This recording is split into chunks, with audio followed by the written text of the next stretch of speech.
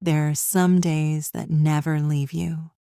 No matter how many years pass, no matter how many smiles come afterward, one memory keeps sitting quietly in the corner of your heart, refusing to fade. For me, that day was a rainy Tuesday in October, the day I lost my father. I remember waking up to the sound of heavy rain beating against the window. The sky was gray, thick with clouds that seemed to be holding back tears. I had planned to visit my parents that evening, but work ran late the night before, so I postponed it. I told myself, tomorrow will be fine. Funny how tomorrow can change everything. When the call came, I was making coffee. The phone buzzed across the counter, and when I saw my mom's name, I smiled until I heard her voice. It was shaking, broken, the kind of sound you never forget.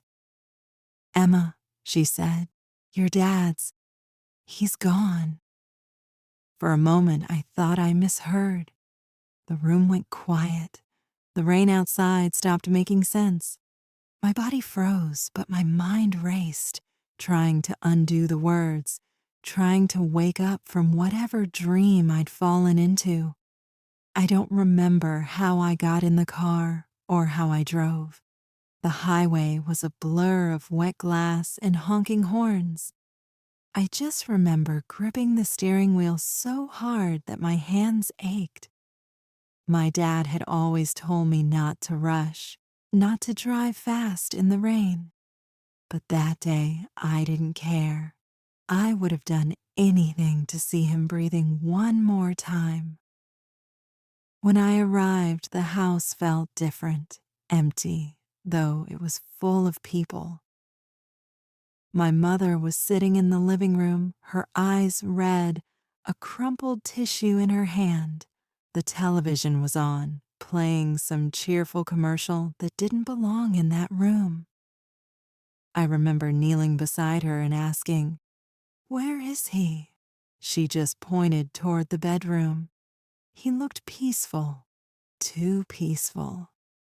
My dad always had this quiet strength about him. Even when he was scolding me, there was kindness behind his eyes. Now there was nothing, just silence and stillness. I held his hand, but it was already cold. I didn't cry right away.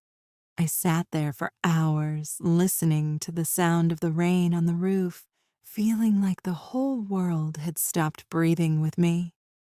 Everyone else came and went, uncles, neighbors, friends.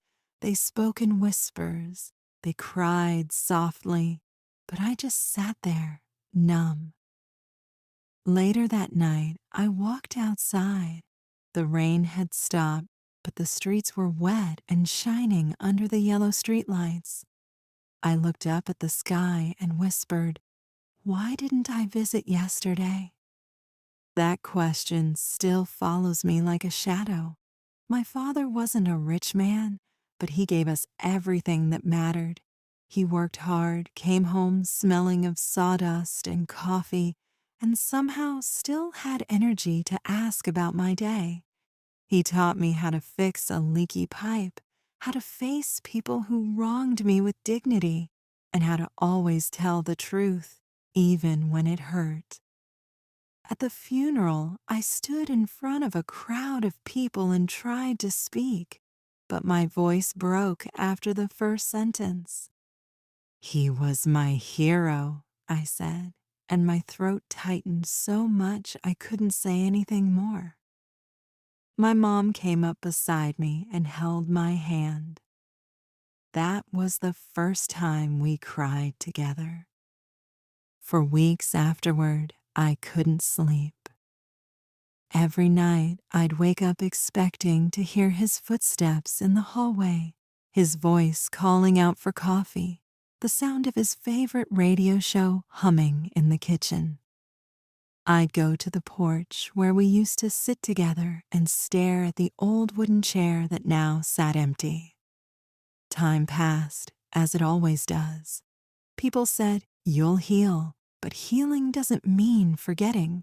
It means learning to live with the emptiness, to carry it gently instead of letting it crush you.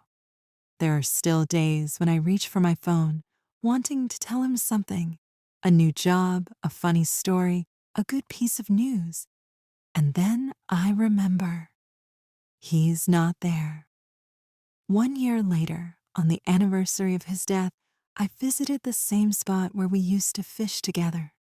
The lake was calm, the sun low in the sky, painting everything gold. I sat on the same rock he used to sit on and whispered, "I miss you."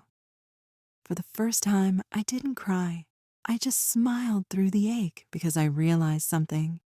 He's still here, in the way I live, in the lessons he taught me, in the strength he left behind. That day in October will always be the saddest day of my life. But it also changed me. It taught me that love doesn't end when someone dies. It just changes form. It becomes memory, courage, a whisper in the wind. Now, whenever it rains, I think of him. The sound of water against the window doesn't make me sad anymore. It reminds me of that Tuesday, yes, but also of his voice saying, "Drive safe, kiddo." It feels like a quiet promise that somewhere, somehow, he's still watching, still proud. So yes, it was a sad day in my life, maybe the saddest, but it was also the day I learned how deep love can go, how it survives loss, how it becomes part of who you are. And every time I close my eyes and think of him, I realize that even sadness, when it's born from love, is something beautiful in its own quiet way.